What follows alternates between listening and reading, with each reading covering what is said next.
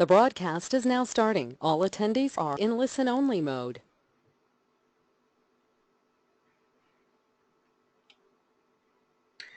Greetings from Albuquerque, New Mexico, and welcome to another 1615 webinar. I'm Matthew Ellison, president at 1615, and I also serve as a church missions coach. Today's webinar is entitled Reaching the Nations Right Here, Right Now. Before we get into the webinar, let me let you know about some resources and upcoming events that 1615 wants to highlight. We have another free webinar on May 17th at 12 noon Mountain Time. It's called Mind the Gaps, Engaging the Church in Missionary Care. It's a book written by David Wilson, who now serves with Avant Ministries, but for a long time he served as a missions pastor at a local church and was very effective in mobilizing the congregation to care for the church's missionaries. It's very biblical and also practical. And if you're interested in how you can unleash your congregants to be a part of the lives of your missionary serving abroad, you definitely want to tune into this important webinar. Again, that's on May 17th at 12 noon Mountain. Then we have another webinar on June 7th, 2017, noon Mountain also. It's entitled Kingdom Business Project, an end-to-end strategy for the underground church in the Muslim world.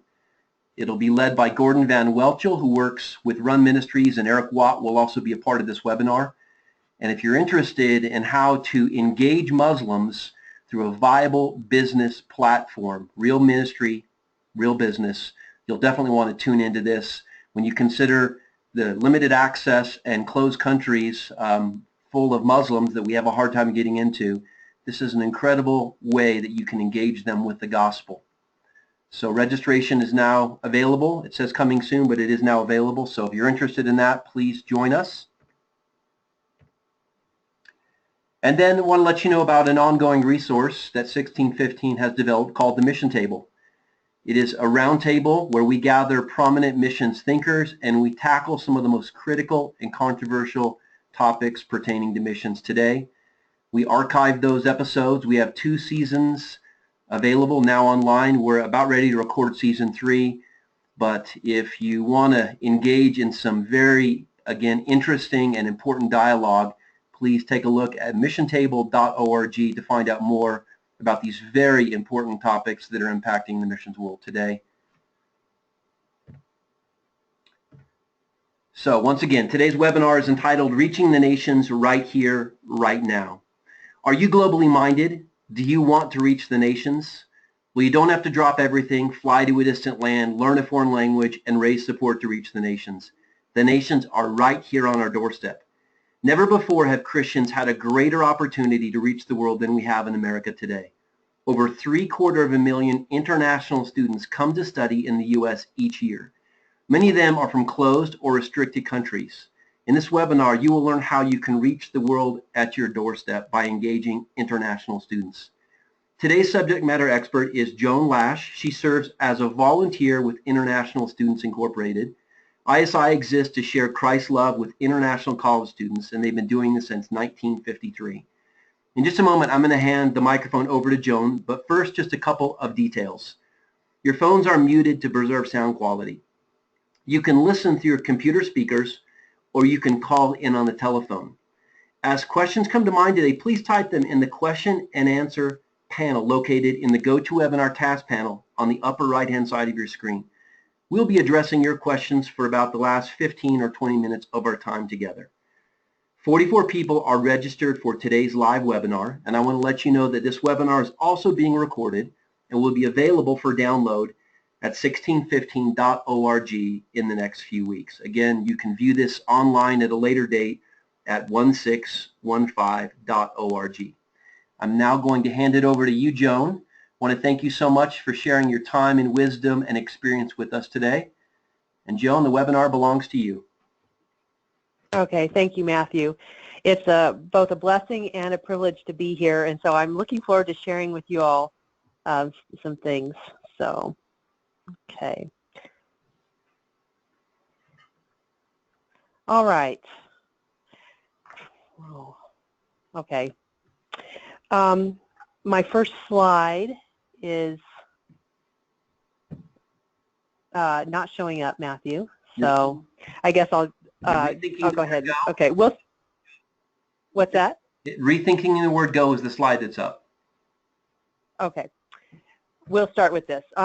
So International Student Ministry. So as the introduction said, how would you like to reach the nations right here, right now? Well, it sounds great. Today I'd like to introduce you to one of the most strategic ministries available. You don't have to move to a foreign country. You don't have to raise support.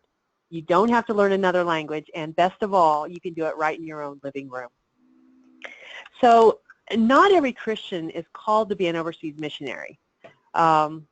We would like to go, but there are many things that keep some of us home. It could be health, finances, family, any number of things. And so reality is that most of us will never go overseas. But maybe we can rethink that word go. Could it be going across the street, going across town, going to a nearby university or community college? So every one of us is called to be a part of the Great Commission, and each one of us is called to align ourselves with God's global purpose to fill the earth with the knowledge of who He is. So how can we do that without going somewhere? How can we be involved in foreign missions as an active participant? So today I'd like to introduce you to an incredible and exciting ministry, and I want to invite you to be a goer and go on this adventure. So, international students, who are they? So in the introduction it said nearly 750,000, but that number has actually gone up. So it's getting close to 1 million foreign students come here each year. Many come from closed and restricted countries. Most will never be invited into an American home. Most will never have a close friendship with an American. And most will never set foot inside an American church. Most will never hear about the good news of Jesus Christ. So the U.S. Department of State puts out a list of world leaders that have studied in the U.S., and this is just a small sampling that I put up here. There are over 300 students or foreign world leaders listed on this list that were at one time foreign students in the U.S. That list grows every year. Foreign countries are sending their best and their brightest people here. These students, they come here and study. They go home to become leaders that shape their country. They become government officials, scientists, university professors and teachers and policymakers. They shape the worldviews of the people in their country. In years to come, they will have strategic influence. Today, they're foreign students. Tomorrow, they may be world leaders. So what might our world have looked like if each of these world leaders had heard the gospel of Christ and experienced love and genuine friendship by an American during their time in the U.S.? So if the thought of interacting with potential future leaders is intimidating, realize that the best and brightest are just like you and me in many ways. When they come to America, they're in a new and different place. They're often lonely and isolated. They're away from their family and friends, many for the first time. And that's hard to understand, but recently that point was driven home. I was talking with a student from Southeast Asia, and this guy is very smart. He was in his mid-20s, and he had gone home to visit his family over the Christmas holidays. And I was talking to him about that visit. And at the end of our discussion, he said, "You may not realize it, but when I came here to study, that was the very first time I had ever spent a night away from my family." And as Americans, that's surprising to us. Our kids go on sleepovers, they go to camp, they often spend the night elsewhere. But for many of these students, they have never spent a night away from their families. The students, they don't know how to relate to America's culture and its people. They have a lot of needs initially. Where will they live? How will they make friends? Will they succeed in their academic field? Where will they shop and buy their food? How will they furnish an apartment? Will they be able to communicate? All of these things are genuine concerns that each one of us would experience if we were in their shoes. Okay, some common misconceptions about international students. First of all, they're adults. We're not talking about high school exchange students.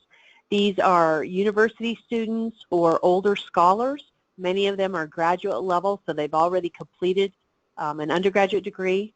They don't live in your house. They have their own apartments or dormitories.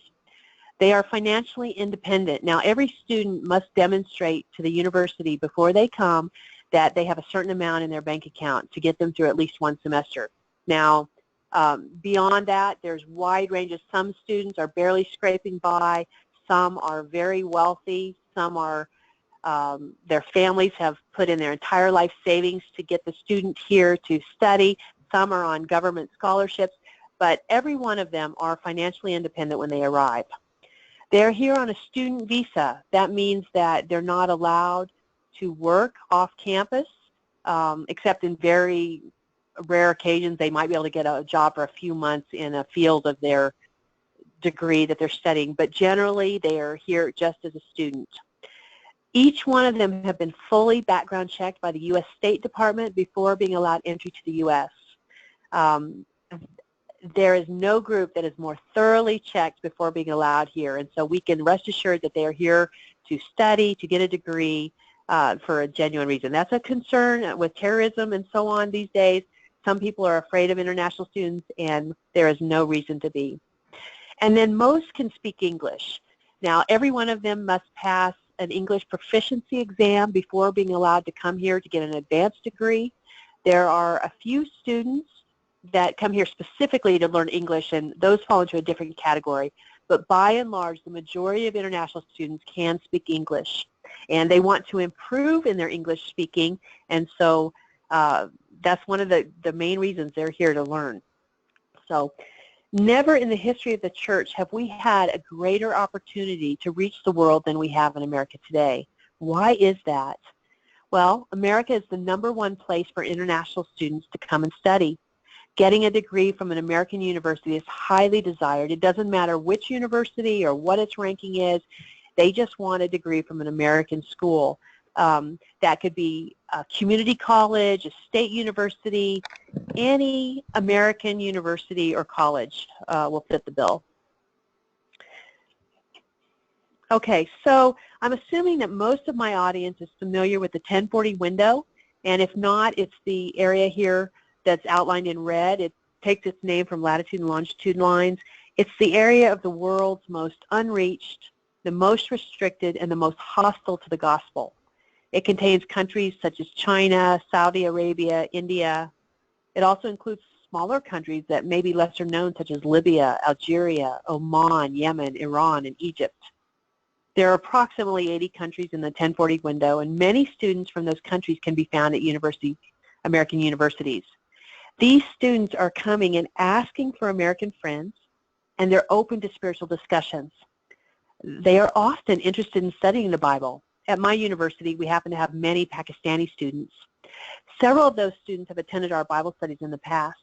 One student was here for a semester, and he attended faithfully, and it was out of cultural interest to begin with. Then he returned home after one semester, and about 6 months later, I got an email from him, and he said that he really missed studying the Bible. Did I know somebody who would continue to study the Bible with him through Skype? And so now we see that this ministry that begun here is continuing, and that's the beauty of technology today, is that when a student returns home, your influence can continue with them when they, and oftentimes they really miss that love that they received here, and they're not sure why, but they say, well, I was studying the Bible then, I'll continue it. So it's really an exciting thing. Students from closed and restricted countries are coming to us. We can't go to those countries and share openly, but we can share openly here. So these students, they want to learn about us, be friends with us, learn about our culture, and that includes learning about our beliefs. We have an incredible opportunity to share the good news with them.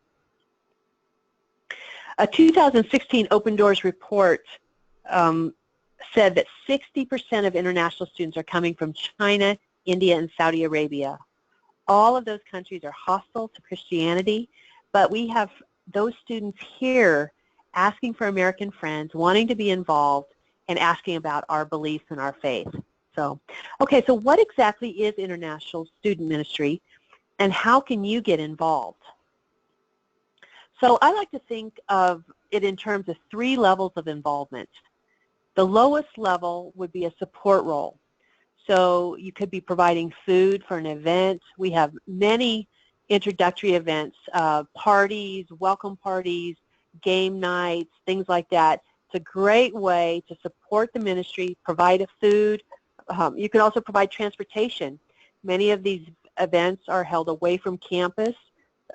Students need a ride there and back. Also, donations is a way to support the ministry at a low level. And then praying, and this is crucial. Although it's categorized in the low level, all ministries are undergirded by prayer, and so praying for students, for open hearts, for the people who have relationships with them are all critical. Now, a mid-level of involvement would be providing support, such as one of the things I mentioned before, and providing some sort of occasional interaction. A great example of this is a holiday gathering such as a Thanksgiving meal or Christmas dinner. Students are curious about those events. You can invite them to your home, share the holiday with them, and it's a great way to build a friendship and open doors. Another way for a mid-level support is to pick up a student at the airport, drive them to their dorms or an apartment they've already rented. And so, again, a mid-level is providing support and an occasional interaction. Now, high-level support, that is where most of the rewards come as a volunteer, just being involved with a regular ongoing interaction with students. And that's the key phrase, regular ongoing interaction with students. So a friendship partner would be a good example of that. And I'll talk more about what a friendship partner is later. Providing a temporary homestay where you host a student for 3 to 5 days while they're looking for a place to live. That's another way to have some ongoing interaction with students. So high-level involvement, what does that really mean, and what does it look like? So that high-level phrase might scare somebody off, but it's really just a way of saying regular ongoing interaction. So it means being a genuine friend, no strings attached, giving and not expecting back, listening, doing things together, sharing life, having a relationship. It's basically being a friend. This is a critical point. While we always hope for spiritual interest, suppose you have a friendship partner, you're matched with a student that isn't interested in spiritual things. Well, you continue to be their friend and plant seeds through love. Your friendship with an international student is not conditional upon their acceptance of Jesus. Spiritual interest may not surface until much later in your relationship, or it may never surface at all. Or there may be initial interest and then they decide they are no longer interested. You may be planting seeds that someone else will water and cultivate in the years to come. So a great example of this is one of the very first Bible studies that my husband and I hosted here in Albuquerque. We had several students attending, and there was a couple, a Chinese couple, and I'm going to call them Emma and Wei. That's not their real names, but that's what I'll call them today. They had come as international students about 8 years prior to another university in another state. They were befriended and loved on by different people, and then they moved to get another degree at another university. Again, there were Christians that befriended them and helped them and were their genuine friends. So all of those people planted seeds in Emma and Wei's life, but then Emma and Wei came here and we invited them to our Bible study, and it was through that that they made the decision to follow Christ.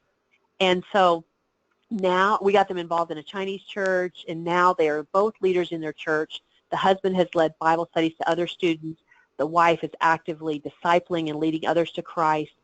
And it's all because of those initial seeds that were planted, which those people may not know that they've since become believers. And so oftentimes we don't know the end result of the seeds we plant, but we can rest assured that God is at work in their hearts and doing things even when we don't see anything happening. So relationship, that is what it's all about. Some great ways to build relationships with students: airport pickup and temporary homestay. So that is absolutely the best way to establish a relationship. There's something really special that happens when you are the first person that an international student meets. You welcome them into your home.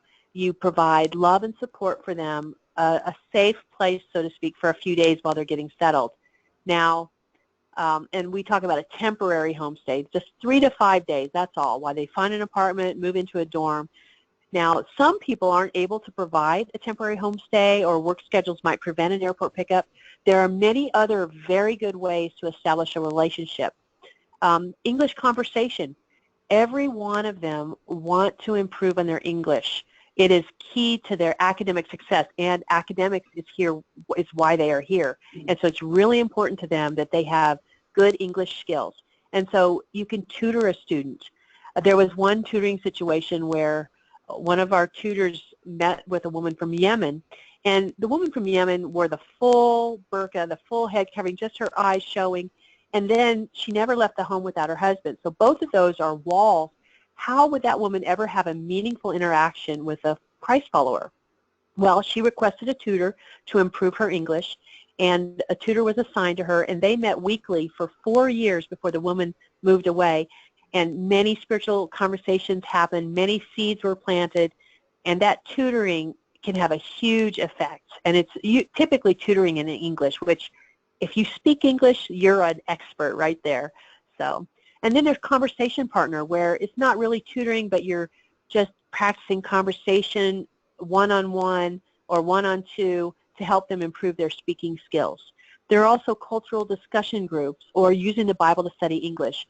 All of those ways are ways to capitalize on their desire to improve their English skills. And then there's the friendship partner. So this is doing what you already enjoy with another person. Could be hiking, cooking, watching movies, sporting events, just talking. Could be doing special events together, or holiday gatherings, having dinner together. All of those things are things that friendship partners do. One Chinese student said, "When I came to America, I had no friends and everything was new to me. But through your program, I was introduced to a friendship partner family. Now I have many American friends and enjoy being in America very much." So, okay, so I would ask you, what are your gifts and what do you enjoy doing? As you think about how you might participate, think of how God has already gifted you, or what you enjoy. Do you like to do sightseeing trips or hiking trips? You can do women's programs, cooking classes, bicycle tune-up events, car maintenance sessions, car buying workshops, driving lessons, city tours, all of these things, cultural discussions, Bible study, and so on. This list is just a few of the things that friendship partners can do with their students. It really boils down to, what do you enjoy doing? So I would always find myself saying, am I making a difference? And so I would say, first of all, pray. If you decide any ministry that you're involved in, pray, pray, and pray some more. And if you're praying, you are most definitely making a difference. God works in so many different ways that we can't begin to fathom how he is working in students' hearts. And sometimes what we think of as mistakes can actually turn out to be a blessing. One story about that is we have a volunteer who works exclusively with male Chinese students. And so when I get a request in from a student asking for a temporary homestay, I usually email this volunteer and say, we have a male student that's arriving on such and such a day. Would you like to host him for a couple days? And he says yes. So I had called him about a student, and he said, yes, sure, I'm free those days. Send me his information. So I sent the student's information to this volunteer. And the volunteer emailed me back and said, this student isn't Chinese. He's from another country. And I'm like, oh, sorry. He said, but I'm free. I'll host him anyway. And so then it turned out that this student became a close friend with this volunteer, eventually became a Christ follower. They maintained their friendship, and he was discipled for 4 years before returning to his home. And so what appeared initially as a mistake was all in God's plan to bring this student to the person that he needed to meet for seeds to be planted.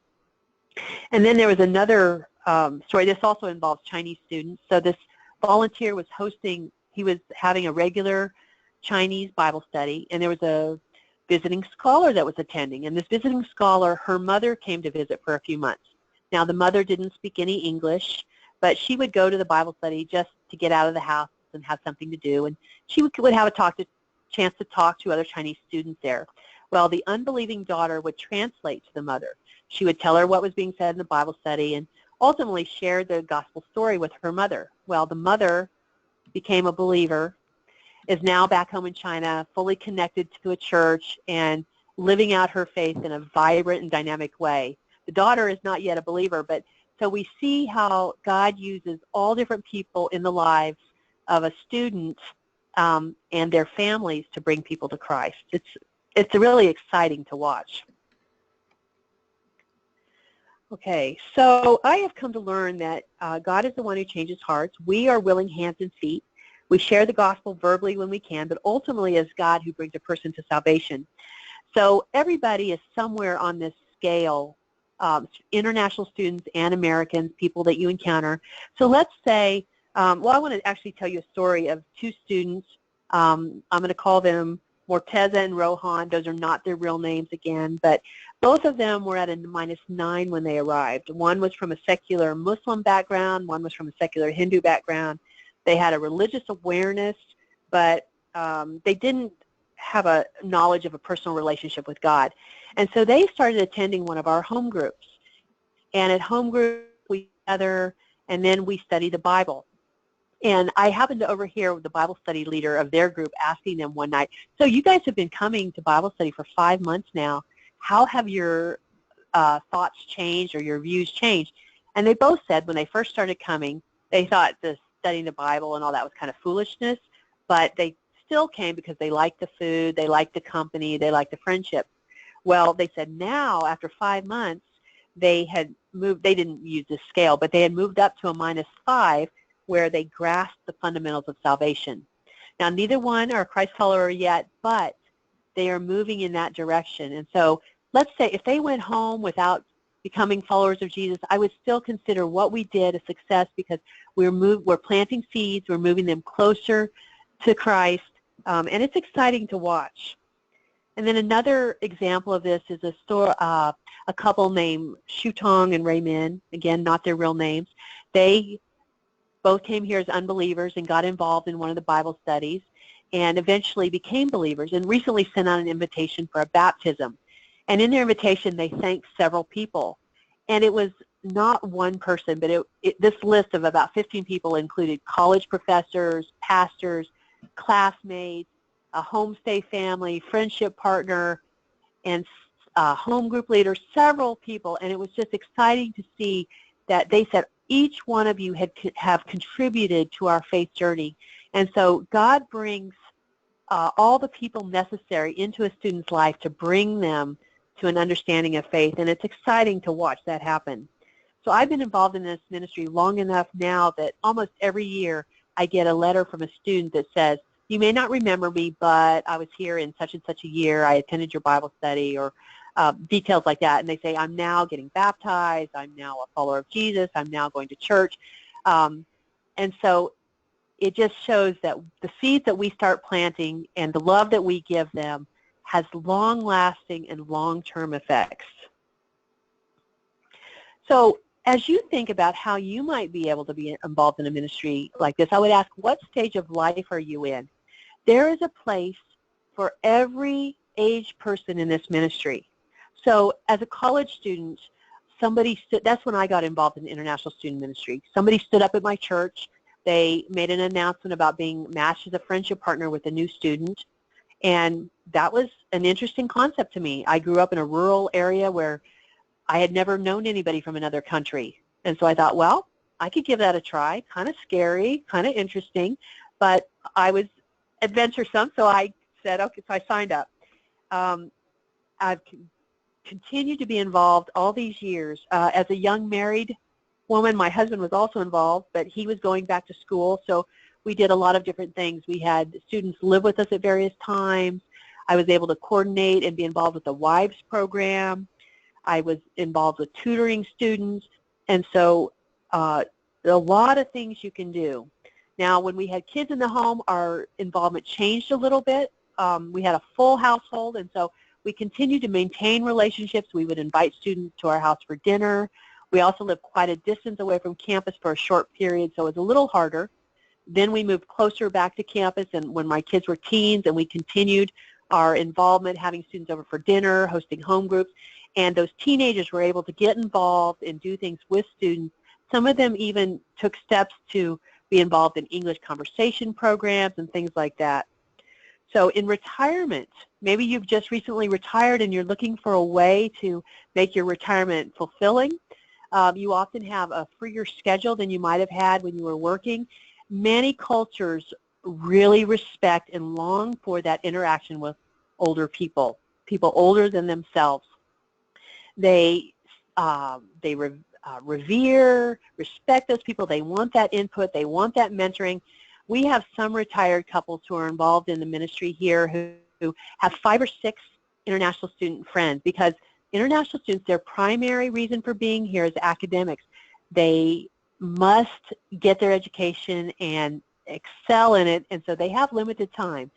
So these retired folks would take on many students so that they could spend time with students every week. They were spending time with a new student. I mean, and then, you know, then a few weeks later they would repeat the process.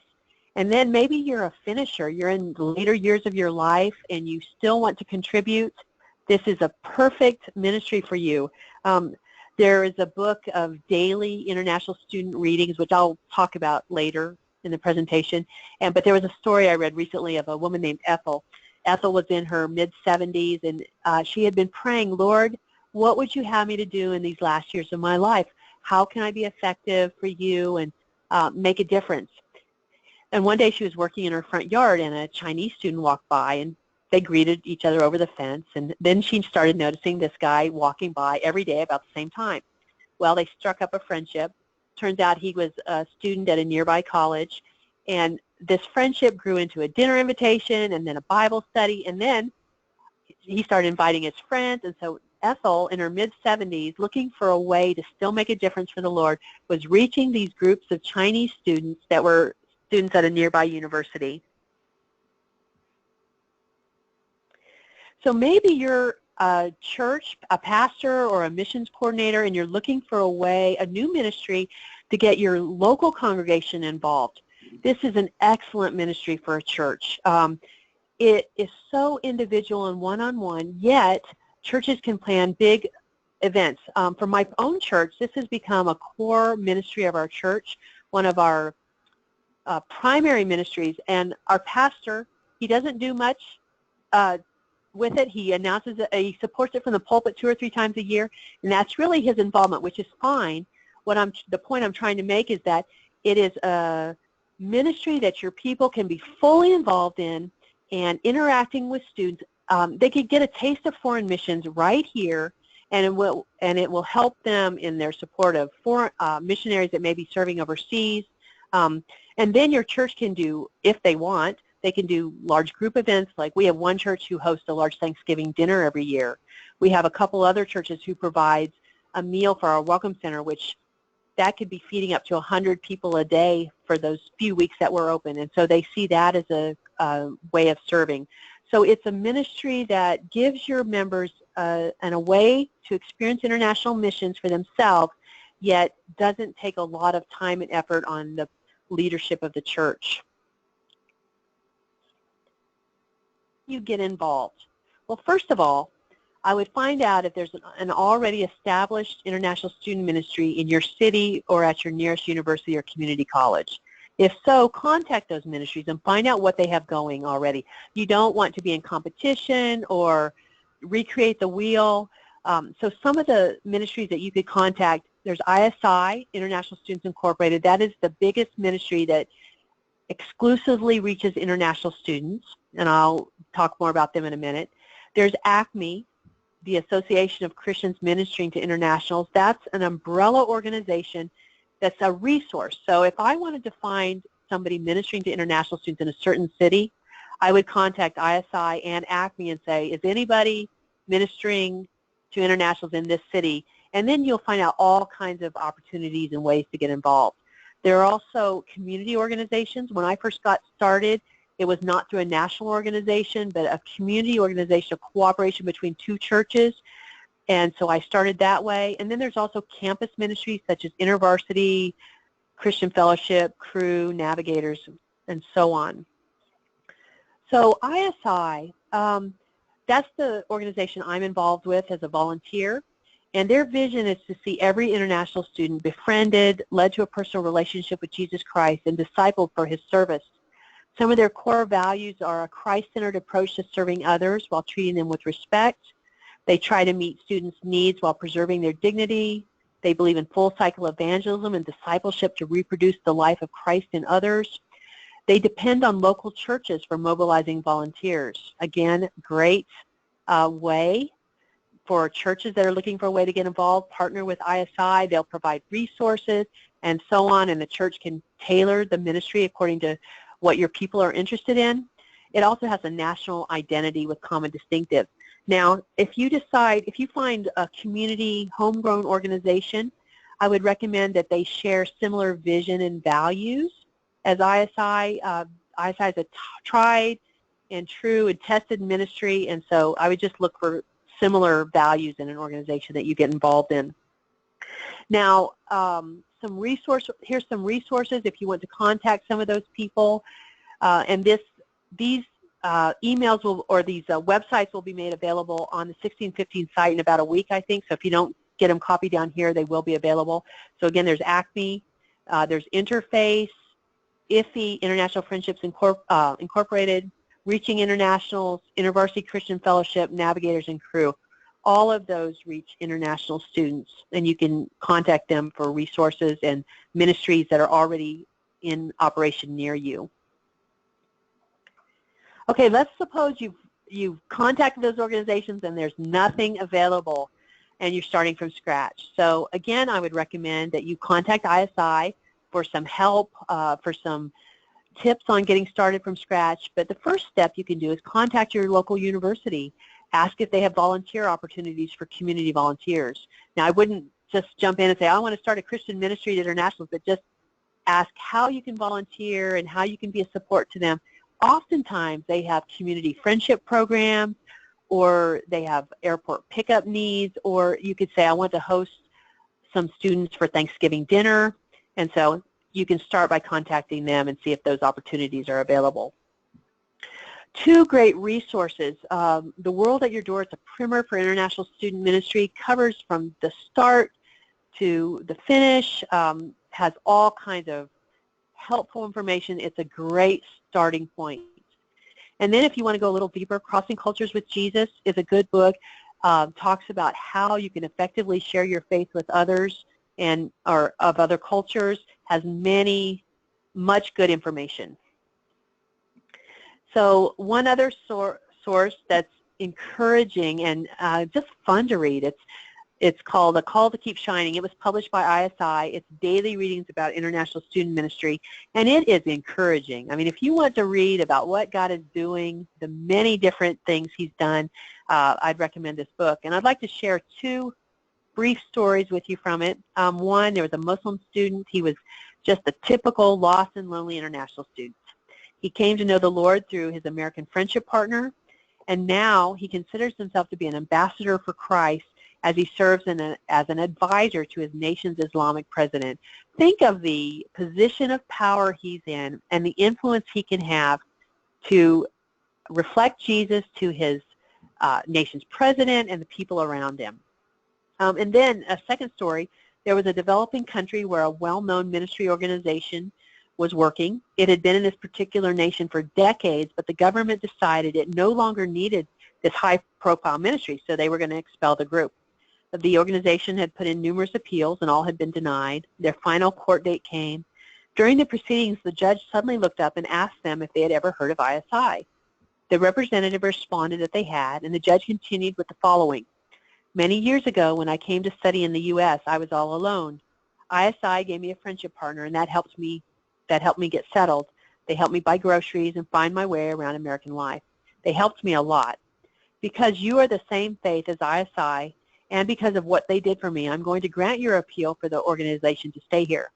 Now, neither this judge nor his American friendship partner knew that ultimately this student would be in some power of influence, but because of the love and the friendship shown to him through people just like you and me, it changed the course of an entire ministry organization. Thousands of people benefited from that.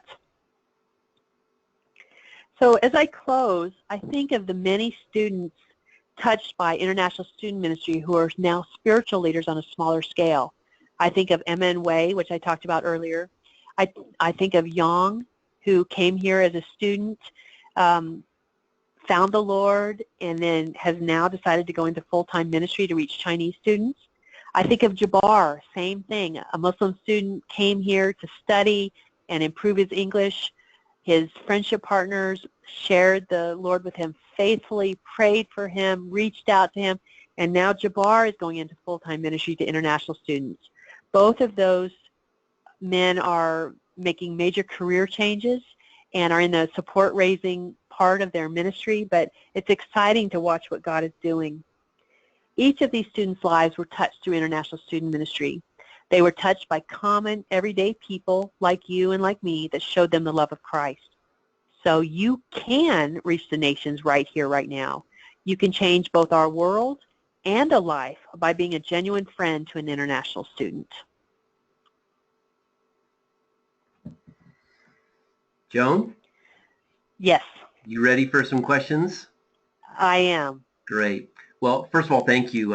Very inspirational, but I also appreciate how practical you made this information. I think that's one of the things that probably keeps a lot of Christ followers from doing this work is they're intimidated, they don't know what steps to take, and the way you laid it out, it's really quite simple.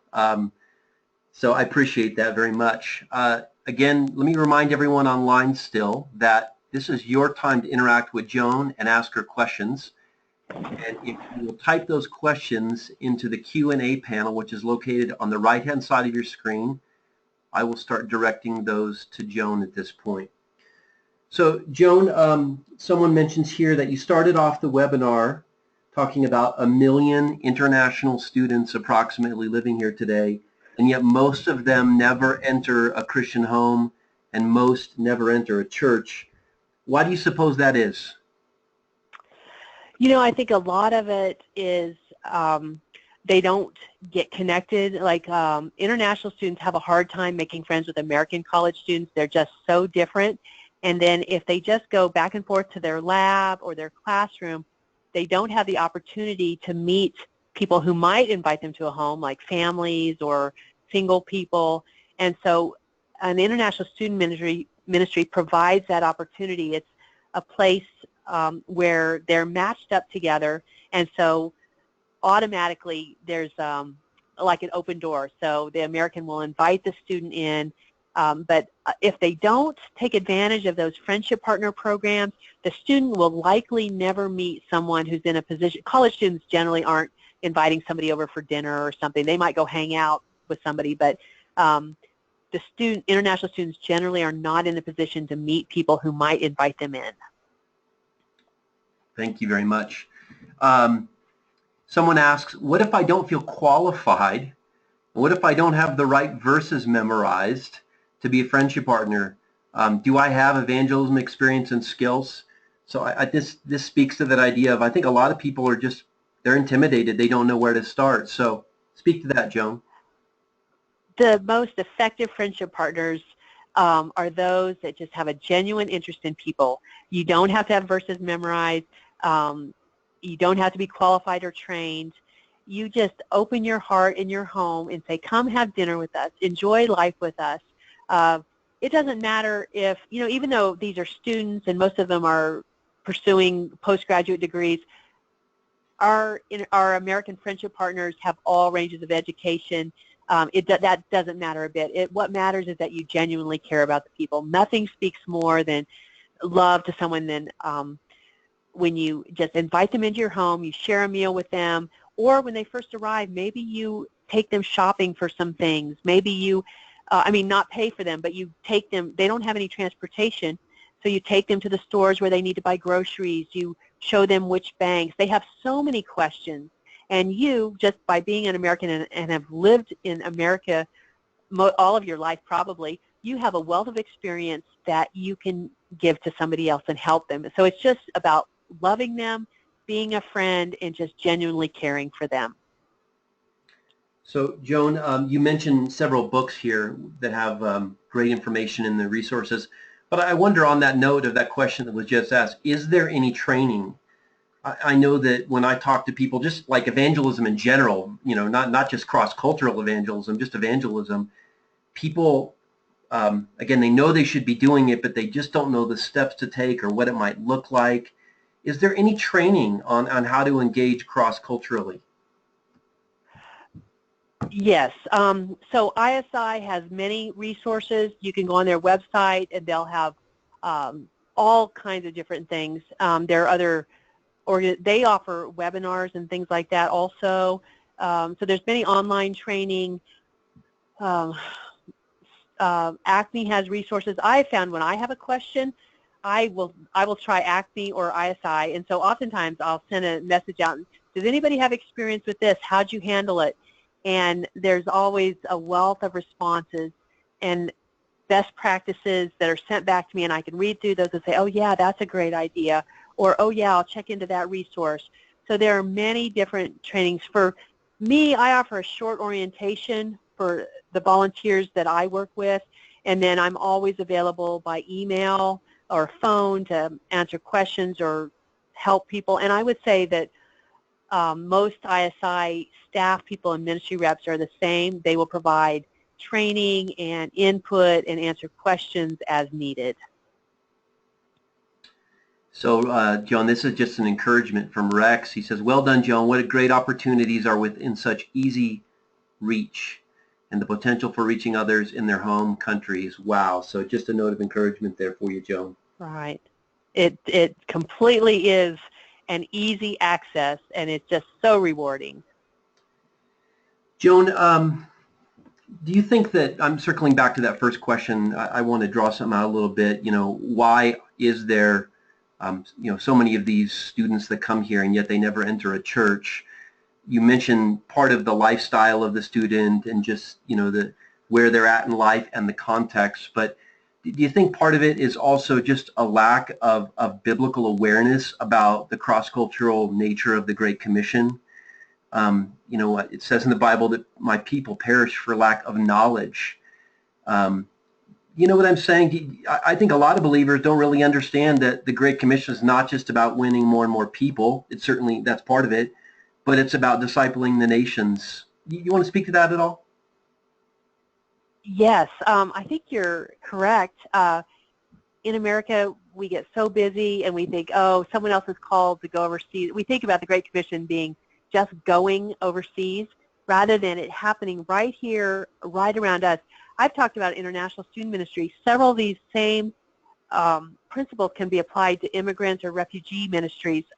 There are so many ways. There's really no excuse at this point with so many people coming to America. There's no excuse not to be reaching the nations. A lot of us are busy. We're intimidated. We're scared. We're thinking, what will I talk to them about?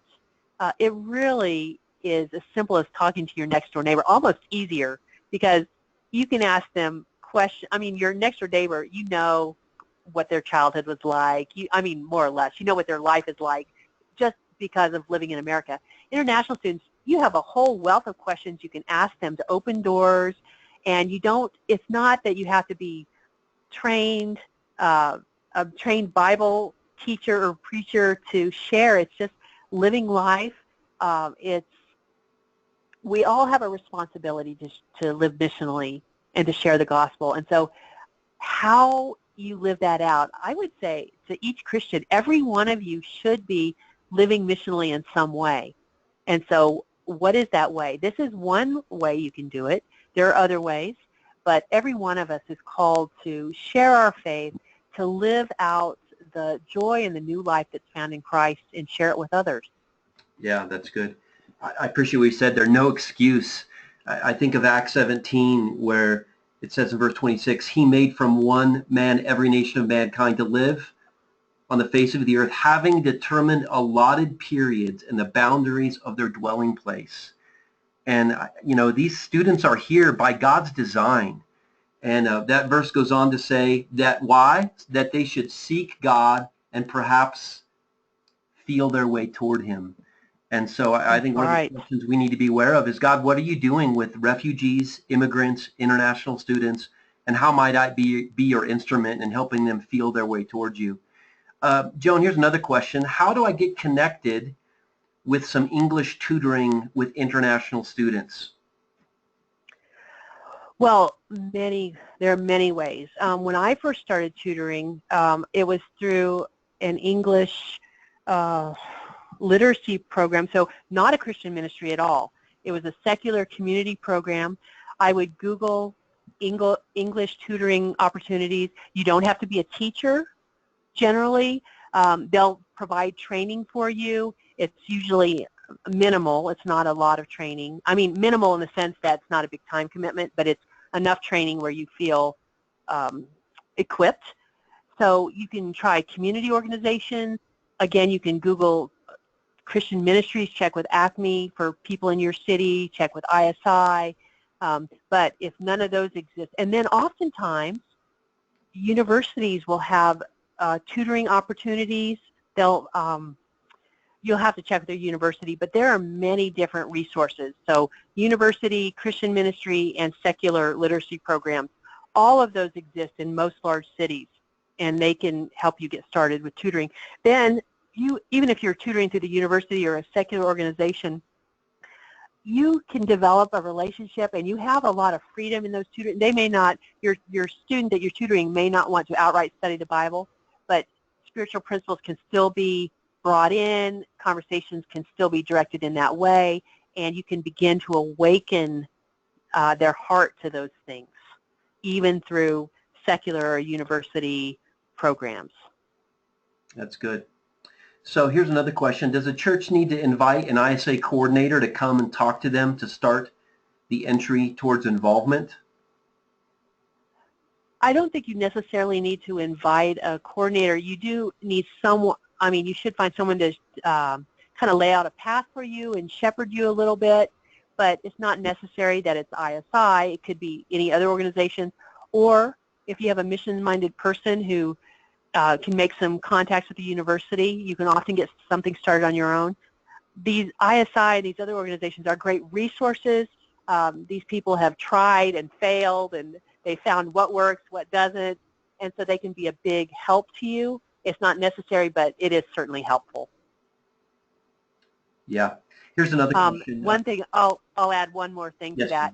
So here at our, the volunteers I work with, they come from 50 different churches in our city, and that's really amazing when you think about it. All these different churches, slightly different in theology, I mean all mainstream Christian, but slightly different, but they're all partnering together in this ministry. And so that's an exciting thing, that it crosses denominational boundaries, and churches can partner together and work together, and it can be a city ministry as opposed to a ministry for just one church. Yeah, that's good. In fact, the next question I wanted to ask relates to that.